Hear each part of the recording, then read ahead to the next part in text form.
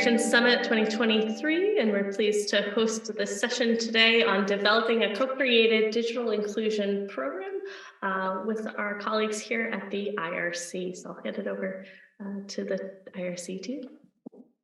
Hi, thank everyone for joining us today. We have a little bit of a late start due to technical issues. We're glad you could join us wherever you are in the world today.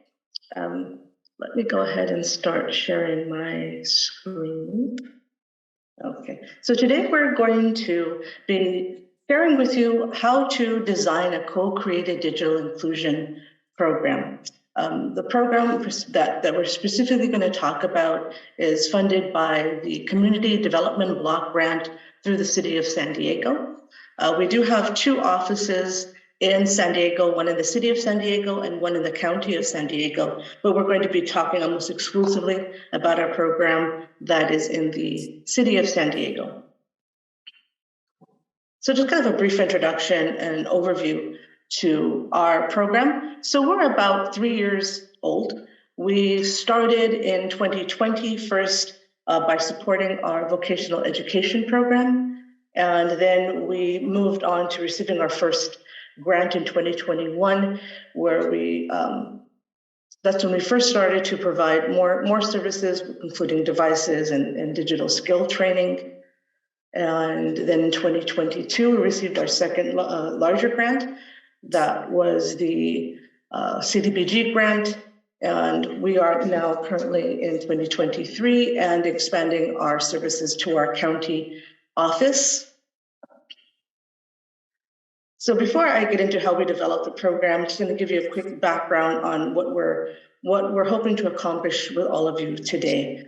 We're just going to give an overview to all the moving parts of our program, and then have a section on voices of prior participants and staff who have backgrounds in forced migration or refugees. And we want to leave enough time for this to actually be a workshop so that there's time to interact and to ask questions. So just think of what we're sharing with you as kind of signposts as to, if you have questions, and then we can expand and clarify any of the topics that might be of interest to you. So when we began in 2021, one of the first things that we wanted to do was to be in line with the UNDP digital strategy goal. One of the big strategy goals was the removal of any kind of barriers that refugees might encounter that would prevent them from engaging fully in digital environments. Another big development goal that we focused on as well was identifying basic skills. So what we're going to be the skill sets that were going to be the most important for refugees to have going through our program. Next, we looked at IRC's Strategy 100, which is a very client-centered approach. So we looked at how we were going to co-create our program with refugees so we could reduce any type of passivity and create agency for our clients to have the program become more impactful. And we'll talk about that later on with the continuing in the presentation. Now, for our specific office program goals, similar to the Strategy 100, we really wanted to reduce the passivity in the integration process. So much of the lives of refugees are situated in passivity and precarity, and really we identified the access to digital skills as being the one place that refugees could have engage on their own and be able to gain the skills that they wanted, like access to housing, education goals, learning the language. And this really was based on research I started in 2015, where I created a paradigm called active social integration. And then I built out and created another framework called Fourth Space. And that was wanted to situate refugees' interactions, not only online, but also in physical physical reality. So how do digital spaces and physical spaces overlap to help with the integration and social inclusion process? So what we did was we established some baselines and core indicators, and they are access to digital devices, internet connection, identifying basic skill needs, measuring confidence and comfort levels. We found that particularly with our female clients, helping them becoming more confident and more comfortable with learning digital skills in their own lives, and like, what did it mean to participate in our program? How would that then move to helping them gain digital skills? And one of the things USAID recently identified as one of the top indicators for ending that digital gender divide is increasing the confidence of female participants within the program, measuring basic skills, measuring the program. And we're moving forward, we're going to be working on a pilot research project where we're going to ask our clients we continually have a feedback loop with our clients, but this is going to be a more involved procedure where we're going to ask our clients and we want to discover what are the components to learning digital skills? What are the barriers that maybe we don't know because they don't really have to do with digital inclusion? Maybe it's food insecurity, just kind of to identify what are additional barriers to digital skills learning. And the reason why we do this is we really do believe that digital inclusion is democracy in action, where we don't want to reproduce the social inequities that exist in the real world. We want to have this to be a very inclusive, program by continually asking for clients' feedback, by inviting them to give suggestions, and that's one way that we accomplish that. So I'll be handing off the rest of the presentation to our team. So program design, Adriana is going to be going over how our program is designed, what are the multiple parts to it, and she is our digital inclusion volunteer. Digital assessment tools, Melissa, who is our digital inclusion specialist in our City Heights office, will talk about digital assessment tools. Hanifa, who's our digital inclusion specialist in El Cajon, will provide how we implement the program. Measurement will be Dawson Tam, who is one of our interns. And then I'll wrap it up with partnerships. And then Iftihar, Andrina, and Zubaida will be sharing their experiences from the Afghan community, the Haitian community, and the Iraqi community. And because of brevity of time, I didn't introduce everybody, their full introduction. So if you would like to provide a little bit of background, please do. And then we'll end with questions and answers. And I will hand it off to Adriana. Okay, thank you. Well, I'm going to share with you how was designed the digital inclusion strategy for the program in San Diego. The IRC mission is the foundation of all of our efforts, which states that the mission is to help people whose lives and livelihoods are shattered by conflict and disaster, including the climate crisis, to survive, recover, and gain control of the future. So, as the new emerging and evolving technologies open opportunity to easy access knowledge and share it as well, hence the main goal of the digital inclusion program is to contribute to the mission. So we said the 70% of female and male clients have increased confidence to learn DI skills to apply for jobs, navigate the digital world as parents, and or enter workforce within in a year. And the goal involves the search of digital equity. It's addressed to refugees, immigrants, parents, and other low moderate income persons who reside in the city of San Diego. Then we have our stakeholders, which are the people who make day-to-day achievement possible, and those institutions and personnel who secure those long-term goals.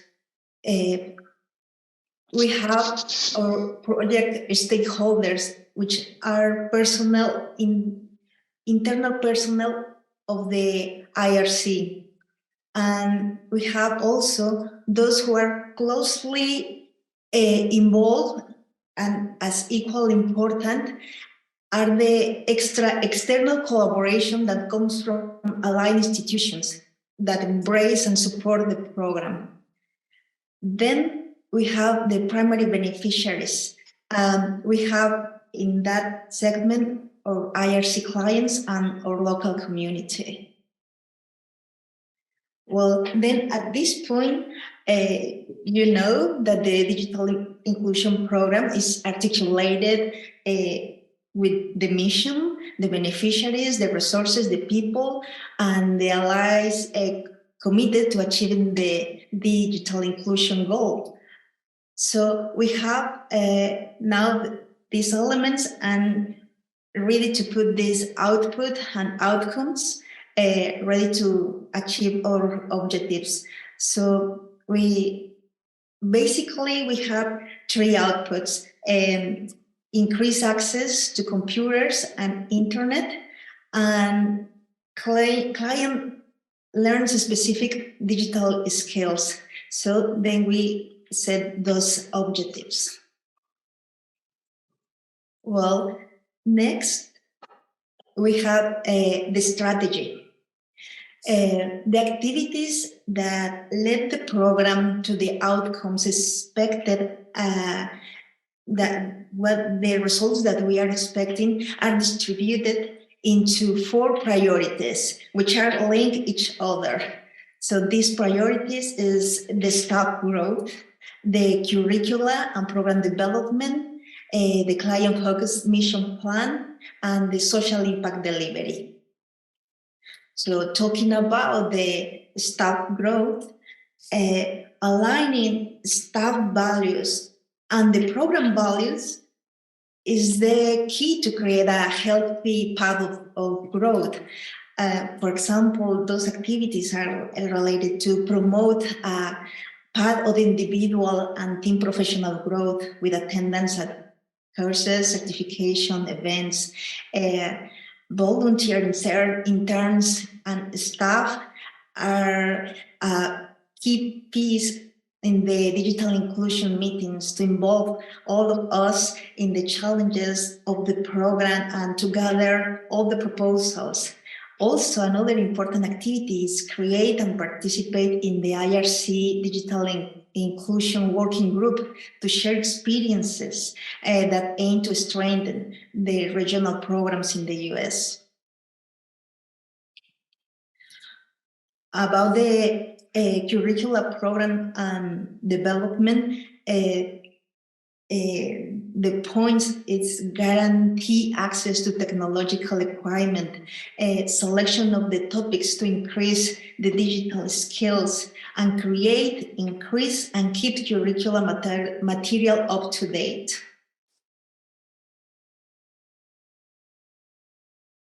About the client-focused mission plan, the program guarantees the attention in the language needed by each client. This is a great effort. Standardized in 10 main languages, the digital inclusion program, which offers digital literacy training series focused on parents, access to school-based platform, and joining the workforce. The one-on-one coaching sessions are and responsive support. Create the client individual learning plans, but setting digital skills milestones, and collect the feedback at the beginning, during, and ending cohorts, small groups, and the coaching sessions. The curricula delivered and updated the content of the curricula to secure quality and relevance. And the cohorts are grouped by topic of interest. Finally, the last point of the strategy is the social impact. So here we have our framework that provides a roadmap about how the program can meet the client's digital needs and the aspirations. And as Anissa said, how to gain this confidence using using the technologies. So the process of tracing our activities to the ultimate outcome that we want to see help us to develop a clear set of performance indicators that allow us to determine how we are adding social impact to the local community. So we have the indicators, the targets that we want to achieve, and my colleagues are going to go deep in this framework, but this is the general idea how the strategy of the digital inclusion program in San Diego is designed. This is the elements. All right, good morning. My name is Melissa, and I'm the Digital Inclusion Specialist at the City Heights office. I'm an SDSU graduate with a research specialty in human technology interaction. And today I'll be walking you through creating the assessment tools needed to have a program like this. Next slide, please. Okay, so I've broken the process down into 4 simple steps. The first thing that we had to do was decide exactly what we were going to measure, what indicators and outcomes were the most important for our program. The second is we needed to do some research and just how do people currently assess digital skills? Will it fit our needs or can we make them better? And then the last thing that I'll do is walk you through our decisions to adopt or an existing measure or create a new one and what it looks like to design a measure for this type of program. Next slide, please. Okay. So the first step is deciding exactly what you want to measure. So you need to consider what's important for your funding source. That's going to be the key indicators that my colleague Adriana spoke about. So our program is designed to cater to low-income populations.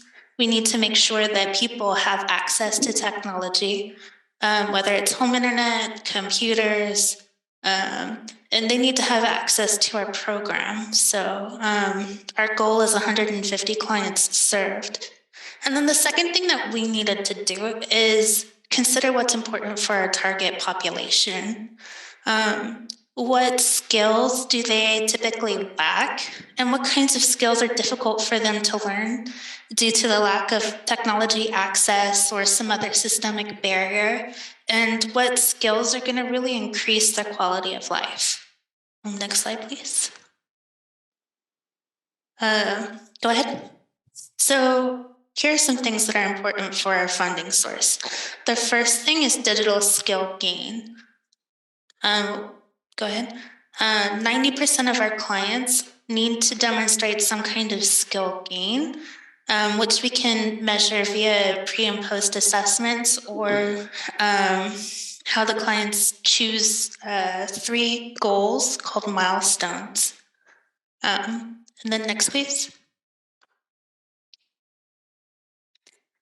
Okay, the second thing that's important for our funding source is technology access. So all of our clients need to have access to home internet, which we have furnished through the ACP program or partnerships with like the library, MoHuman, or Outreach America. And then we need to distribute computers to our clients. So the goal for that is at least 60. The third thing that is important for our funding source is measuring COVID impact. So part of our grant takes a look at the accessibility of digital learning for the low-income populations. And they also are interested in the pandemic impact on the client household, both for the client individually and for their home environment in general. And then the last thing they measure is the client demographics. So this is going to be your basic background information, like economic status and ethnic background. So what is going to be the most important for our clients? The first thing is household management. And that's going to look like the ability to buy and sell online, like setting up an Amazon account, e-commerce, stuff like that. And then they also need access to the health, financial, government, or other household management tools online. The second thing is civic engagement. So part of our strategy is to help these clients fully participate in digital environments. And so we help them learn how to participate in school communication systems, to really take charge in their children's education, to have a voice in those systems. And then the second thing we do is we talk about media literacy. So we focus on social media, internet searching, and stuff like that. And then the third thing is work readiness. So go ahead. The first thing that we do is use basic operations software at work. That's going to look like a focus on how to do email, how to use programs like Google Docs, Google Sheets, and things that they need to be successful at work. And then the second part of that is building digital resiliency. So building the skills that they need to continue learning new things about technology, because technology is always changing. And then the last thing is digital security. And so we have programming designed to keep our clients safe and secure in digital environments. So what does it mean to do two-factor authentication? What does it mean to use a secure password? And then also how to identify potential security threats. Like, how do you figure out if an email is a scam or if it's a phishing attempt? And so next slide, please. The next step is taking a look at the type of assessment models. And so I've pulled 4 different categories from the NDAA draw report that was published this year.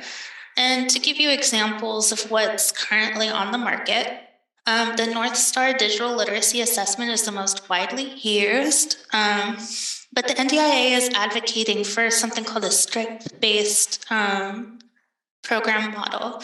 And basically, strength-based programming recognizes that people already have skills. And so they take a measurement and then they identify skills that need improvement, but it's a holistic approach. So it doesn't focus on what skills have a deficit, but creating a program that will increase learning on all the skills.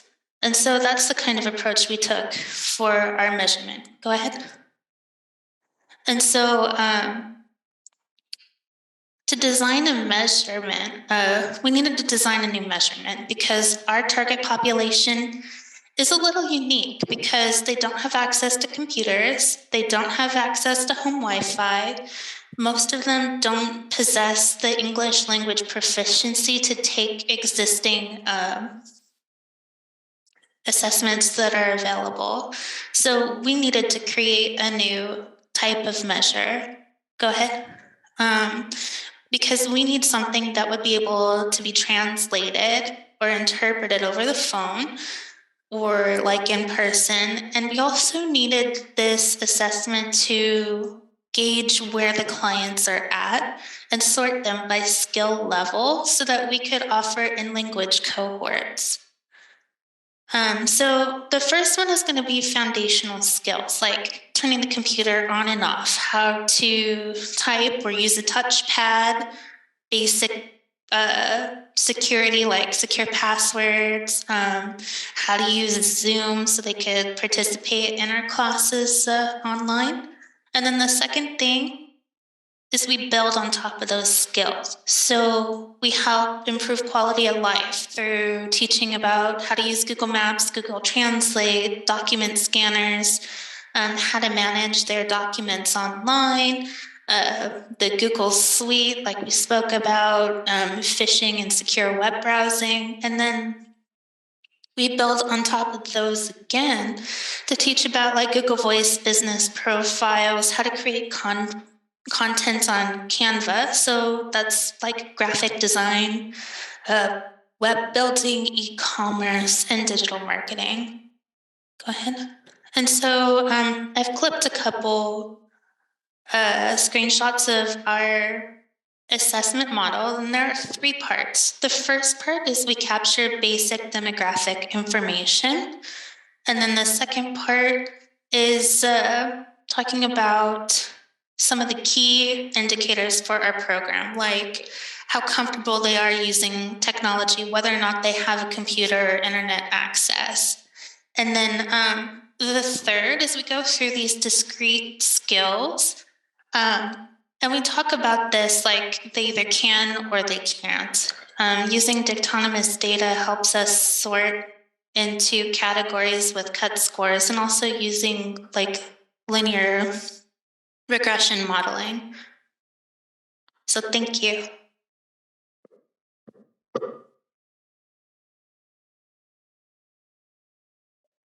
Good morning, this is Kanika with Digital Inclusion and Alcohol Office.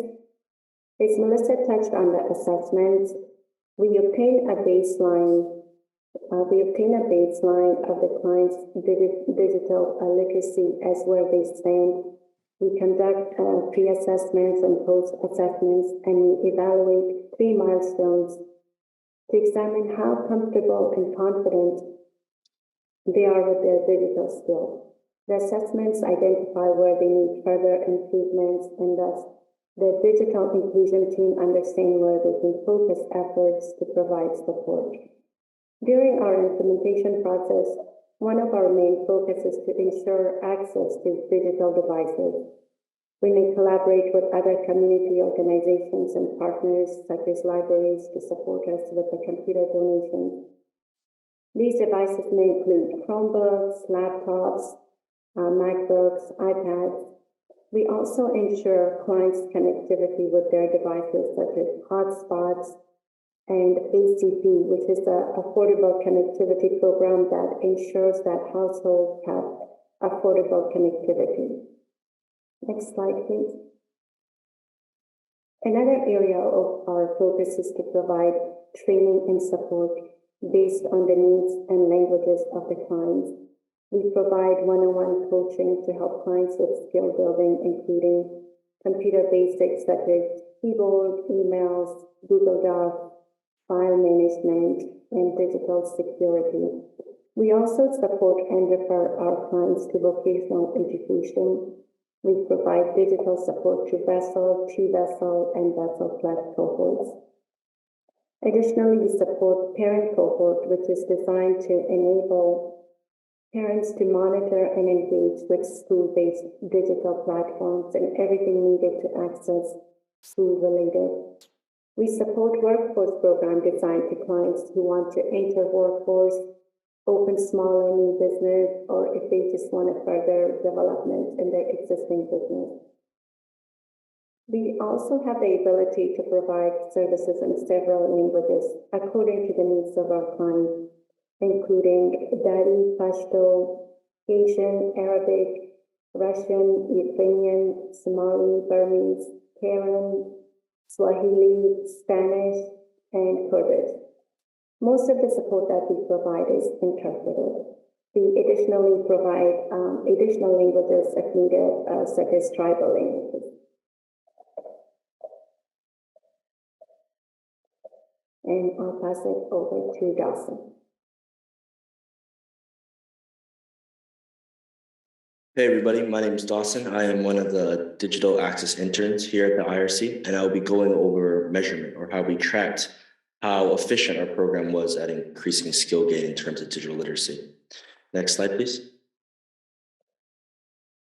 So we'll first go over how what our process was when it came to collecting our data. I broke it down into 3 steps. The first step is to collect your data by having clients take that pre and post assessment that my colleagues touched upon right? We need to gather a baseline skill for where they're at so we can assess how far they've grown after taking our program. The next step is record that data, actually putting that data down into Excel sheets, other data gathering tools that we can use to reference back on and draw those information from. And the last step is to finally analyze our data, right? Using your statistical modeling, those linear regressions, and just overall analysis to see whether or not our program was effective or not. Next slide. So the method that I used in order to analyze our data was just basic stats analysis. Right here is an example of the code I used to break down the variables for head of household versus non-head of household. So what we did here was just average the baseline scores for head of household and average the baseline scores for head of household and compare that to the post-assessment score for head of household versus non-head of household to see whether or not we saw an increase in skill gain. And we did that across multiple variables. At times, there was not a skill gain, right? And that's okay to note that at times our program is not 100% efficient, and that's important to include in our data. So we'll move on to our first variable that I tracked, head of household status. Does being a head of household affect digital literacy skill gain? On the left is a graph representing the average scores for baseline scores for head of household versus non-head of household. And the right is the post scores. As we can see, there was an increase in skill gain across both variables in this case. Both head of households and non-head of households saw an increase in skill gain. And what's curious to note that is while head of household started off with a smaller average than non-head of household, we saw that the head of household actually ended up with a higher post-average score. And what's curious to ask is maybe ask yourselves questions like, are there any hidden factors that come along with being a head of household versus not being a head of household that can affect skill gain, right, in digital literacy? So those are just some questions to keep in mind. Next slide, please. The next variable that we chose to measure is gender. Gender is one of, I feel like, the most critical defining variables of our clientele. Our clients were composed of 3 categories in this case: females, males, and non-binaries. So those were the variables that we used. The score stayed relatively the same. However, our female clients saw the largest jump in skill gain, jumping from approximately an average score of 8 all the way up to approximately an average score of 10. So that's just another key performance indicator of how well our program is doing. Next up, we have racial background. We serve clients from 7 different backgrounds. According to data, we primarily serve Blacks and Africans Americans. And the second category after that was Asian and others. Across all backgrounds, we saw a relatively, Across all backgrounds, we saw a relatively consistent score. If you look on the right side of the graph, I believe in multiracial category, we did see 1 point going up a bit. And I just believe that's interesting to note that there was some movement in this variable. Next slide, please. We have household size for our next variable. Does household size affect digital literacy skill gain? The range for this variable was 0 all the way to 9, but centered around 3 to 4 people in the household. Thus our data was centered around this number. According to the graphs, we saw a small positive shift in skill gain in household size 6 and quite noticeable shifts in household size 9. As we can see on the right side of the graph, those 2 data points jumped up almost. Why might this be? Does household size affect skill gain? Once again, these are just some critical thinking questions that we should ask ourselves when measuring the effectiveness of our program. Final slide, please. These are just some additional client demographics and statistics I felt like were worth mentioning. We served a total of 136 clients from January 2022 to April 2023. As mentioned before, our clients were comprised of females, males, and non-binaries. And we had 458 total one-on-one sessions from January 2022 to March 2023. And that concludes my portion. Thank you. Thank you, Dawson, and thank you, Hanifa, Rihanna, and Melissa. So let's move on to partnerships.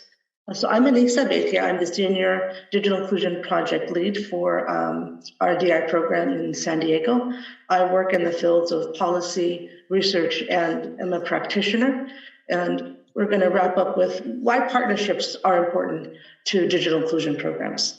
So digital equity is a huge topic, and it's not something that one organization can accomplish. So it requires multiple partnerships with multiple stakeholders.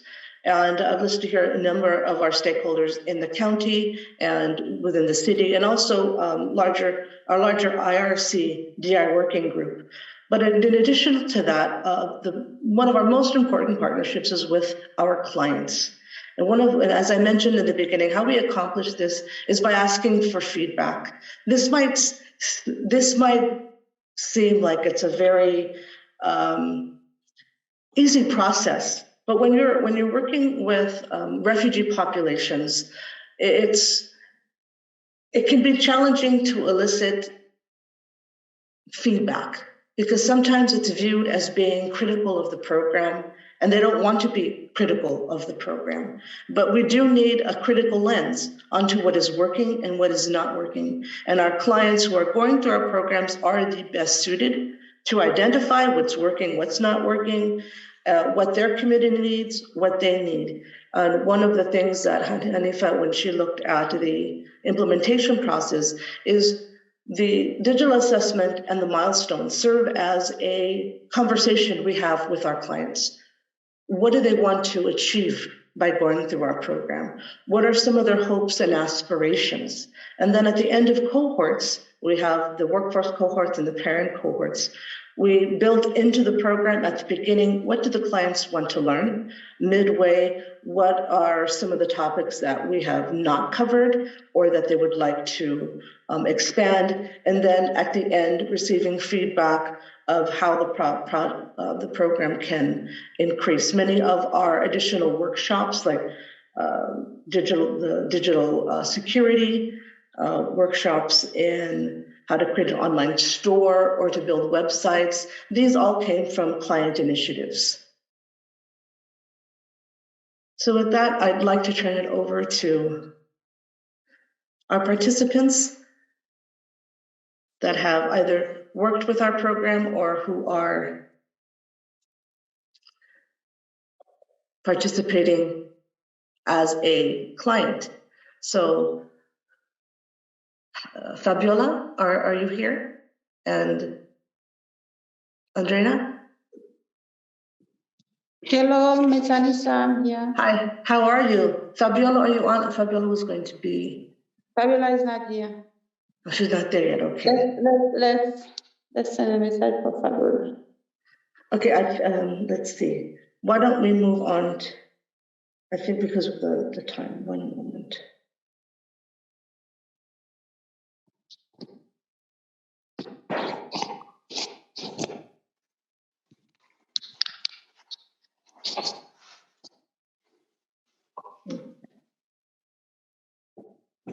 So we're waiting for our interpreter to arrive instead. Adriana, I'm going to move to Iftihar. Okay. And then we'll come back. Okay, so okay. We're going to. Hello. Hi, so we're going to Adriana, she's going to work with our interpreter, and Iftihar and Zubaida, we're going to have more of a free-flowing conversation with them so that they can share their very valuable experience. So Iftihar Zarini is our former IRC Digital Inclusion Program assistant, and he is from Afghanistan. And first, he's going to share with us a little bit of his background and how it relates to digital inclusion. Thank you, Anissa, for your wonderful introduction, and hello, everyone. My name is Iftikhar Zarini, and I'm originally from Afghanistan. I moved to the United States in 2022. Since I moved here, I found a totally different world here, when it comes to digital skills. So when myself and my family, we came here, everything was different for us, everything was pretty much online. Everything was, application based.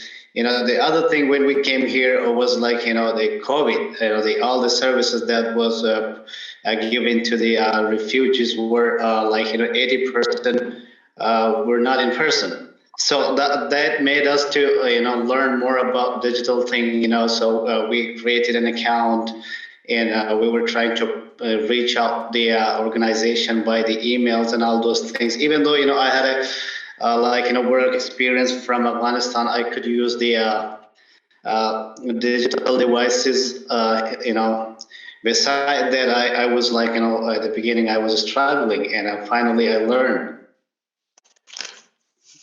Thank you. And my next question for you is, you mentioned how it was the digital landscape was very different from Afghanistan to the United States. Even though you felt you had a strong background in digital inclusion when you arrived here, there were a lot of challenges you faced. Could you expand a little more about what were some of those challenges, not only for you, but also for the Afghan community that you worked with in San Diego? As I said, it's a totally different country. Everything's almost different here.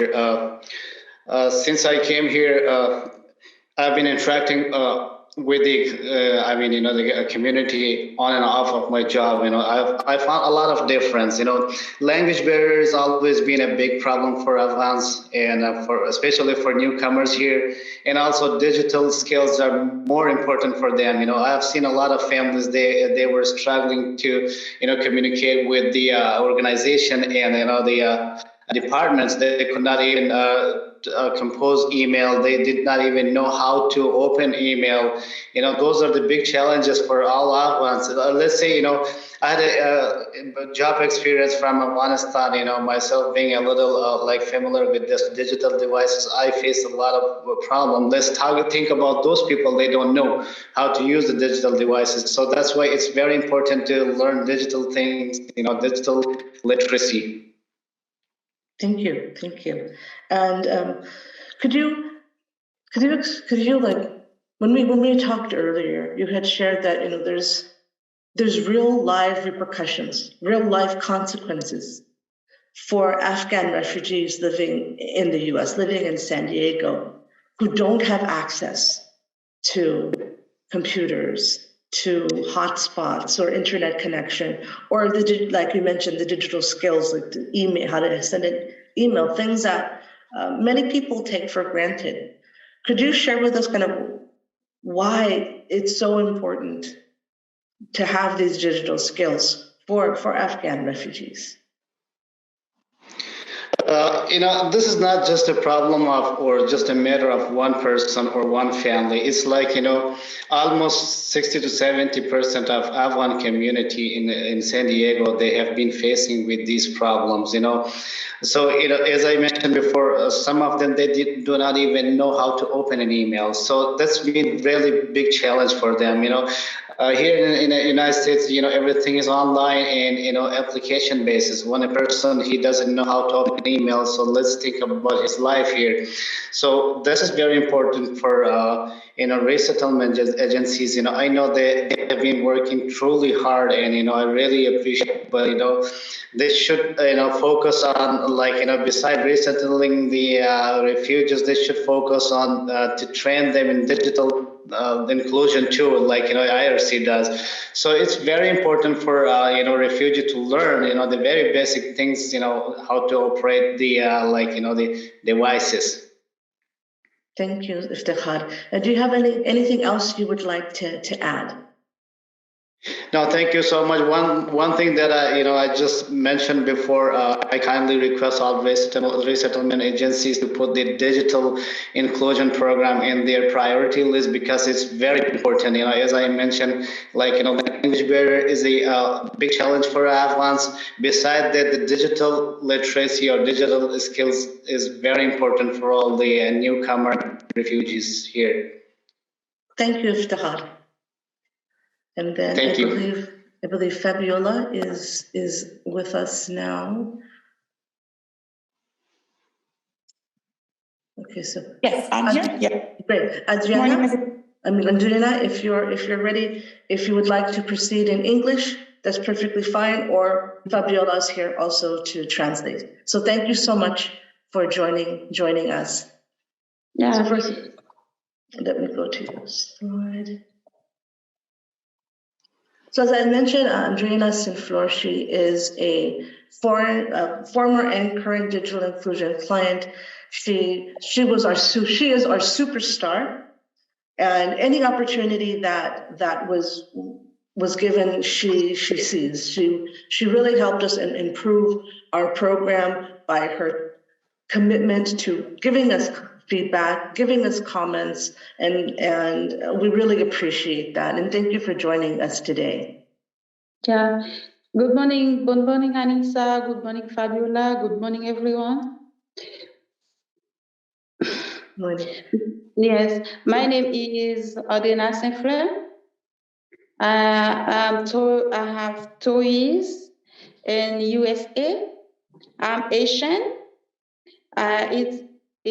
For me this morning is very important for with you. I don't speak very well, but I speak 4 languages. I speak Creole, French, Spanish, a little English, but I'm trying to explain me. For me, use computer, use internet, digital is very important for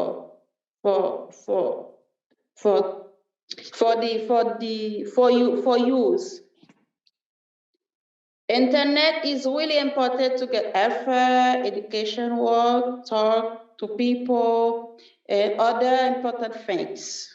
Take the appointment at the hospital, speak with your family, their family. For me, refugees can benefit a lot from using digital technology. Is very important because it can help them talk, family, take friends, take in the work, learn new things, job, and feel less alone. For me, my experience with my computer, with the internet, and my work, I can't use my computer very well, very good. I use my Google Drive, I use my Outlook, I use Excel, I use everywhere on my computer. I'm going to say thank you, IRC, thank you, teacher Anissa, for help me about the technology. I'm studying English with you. I'm studying digital technology. I'm studying computer with you. It's very important for me, study with you. It's a new opportunity for me, for the immigrants, for the Asian with study with you. I say thank you very much. Oh, it's my pleasure, Adriana. And would you like to? So, as Adriana kind of emphasized what Iftihar was also saying, that these skills are very important. One additional question I'd like to ask is the in language portion of the program. Iftihar had mentioned that was important for the Afghan clients.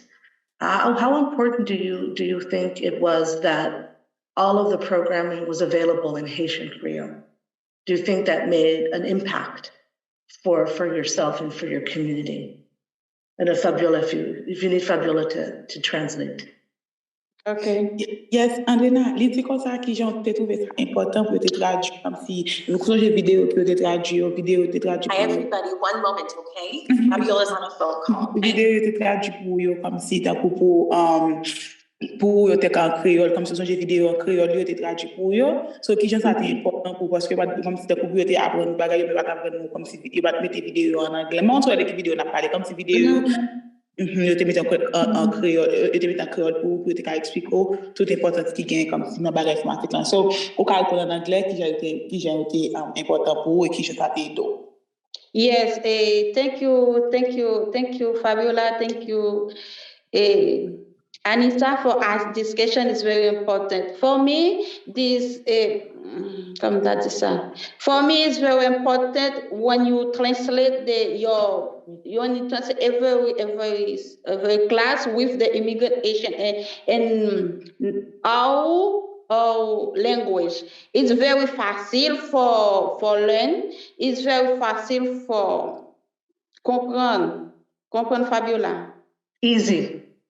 It's very easy for me and for the Asian for take the class in my language. It's very fast. It's very important for me. Thank you.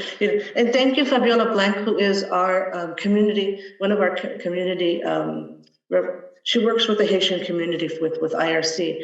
And it's interesting also, we as a DI program also learned a lot from the Haitian community. I translated a little bit, one word for her. We also started to pick up Haitian Creole because we had worked so closely with them, and Dari and Pashto. So that also helps, gives us like a deeper understanding and connection to the communities as well. So, Rihanna, would you like to add anything else? No, I'm going to say thank you. Thank you, Anissa. Thank you, IRC. Thank you, Fabiola. Thank you, everyone. I'm very happy for new programs you have for Haitian, you do have for me. I'm here for receive every program do you have for immigrant, for refugee. And thank you so much. I'm hoping. Yes, thank you so much for spending your time with us and giving your comments today. Yeah, thank you so much, Anissa. Bye-bye. Bye-bye. And we'll move to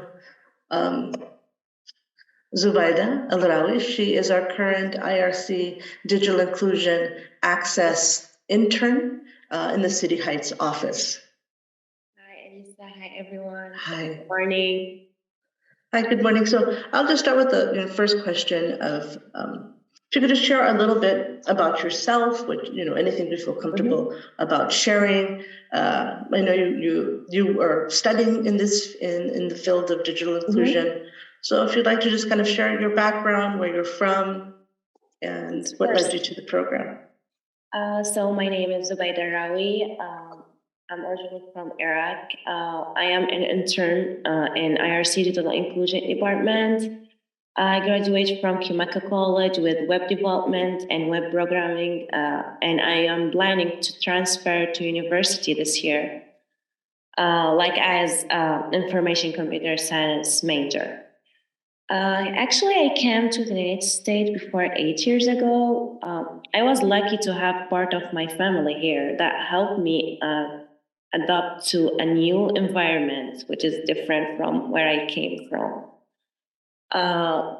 Especially with I was younger, so I don't know when to start, how to start, and that digital stuff, the background I have, because I have in my country, I learned how to use the computer and how to email and all these stuff, how to search on Google.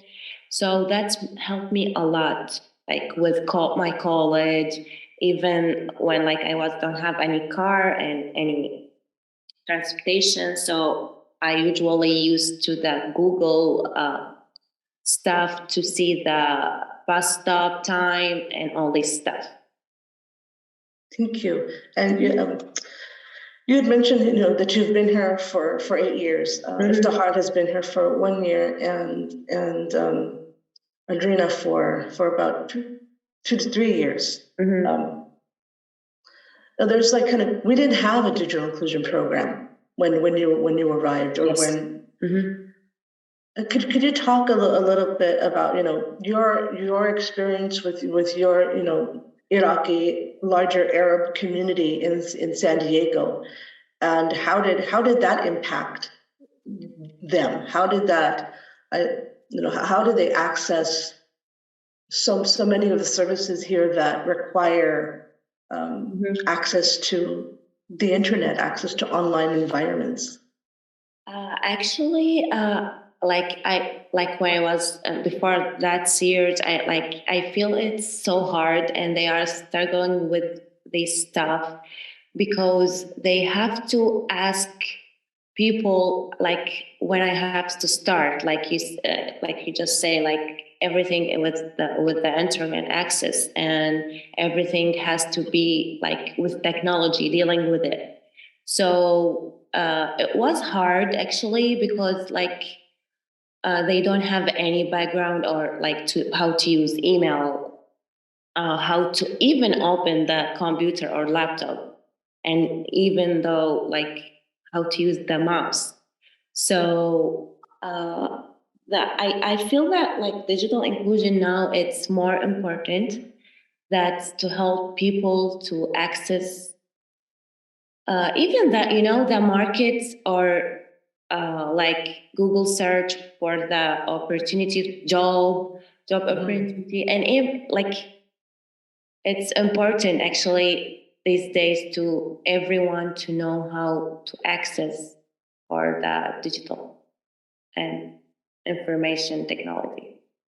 So it's has become a critical part in the integration and resettlement Yes. kind of landscape. And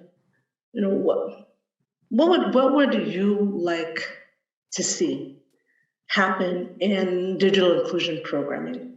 What are some recommendations? Because you've been working with our clients, you're also been working on your own with your own community. Yes. So I would like to see for this program, explanation all over the California offices, because we have just 2 offices in San Diego, and I think we only office we have the digital inclusion. And Northern California too, but just in one office. One office. So for especially here in San Diego, I like to see in the more in the East County, because we have more Arabic and speakers, so that help them to get more involved with program and get some classes to learn how to even we have a lot of people start their businesses, so they need to know how to marketing them stuff, and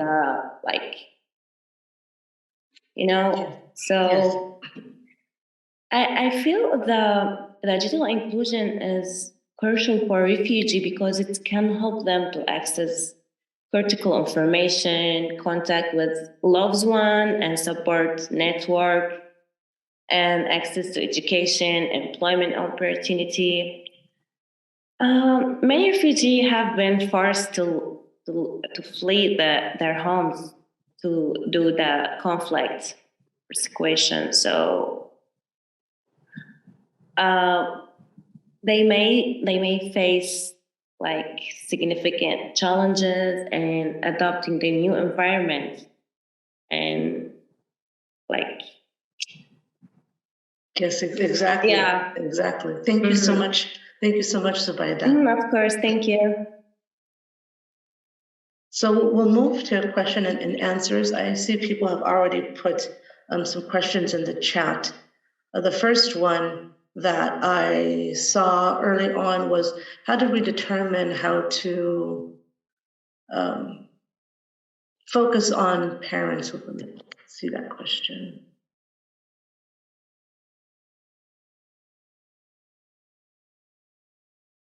How did you decide if it was on parents' access to schools? During COVID, a lot of emphasis was placed on connecting students to digital devices. Our youth program did a wonderful job in implementing that with the county and city public schools. Really came together and put together a wonderful program, but we forgot the parents, because the parents have to monitor their children. They have to be able to communicate with the classroom teachers, with the administration, both at the district level and at the school level. So we identified second year of COVID that this was a big population of our clients that needed that type of support in language. And Adriana, if you'd like to add anything to that, please do. Or anybody and any of the rest of the team, if you would like to unmute yourself.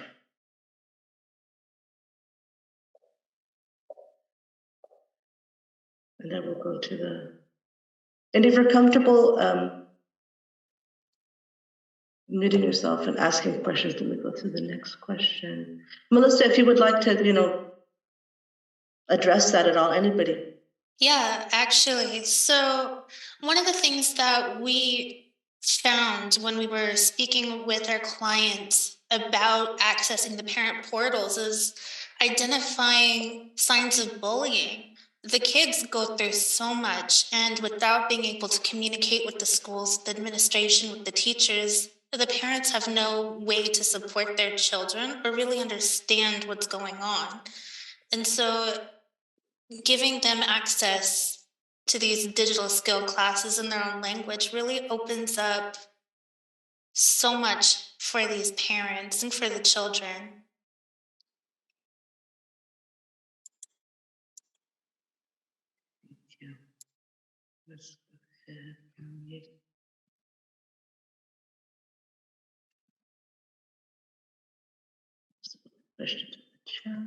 Another question that also Melissa answers was, being a refugee living in Ethiopia, can we be in any of programs of digital inclusion?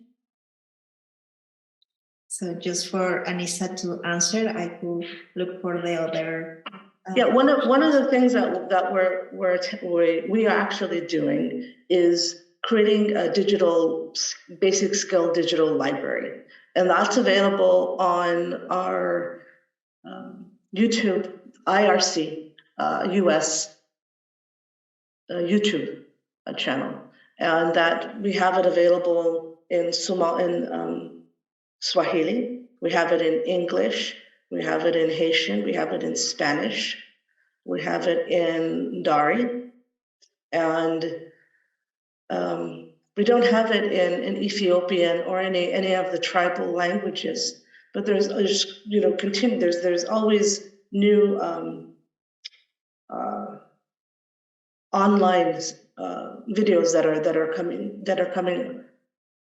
are available. Another thing that we're doing with our Haitian Creole cohorts is we're putting those online available as well. So if somebody is fluent in English, that's how they can access all of that information. Other IRC offices are also developing resources. I know our team in Texas is developing curriculum as well, and they're going to offer them in Swahili and Somali additionally, and in Arabic.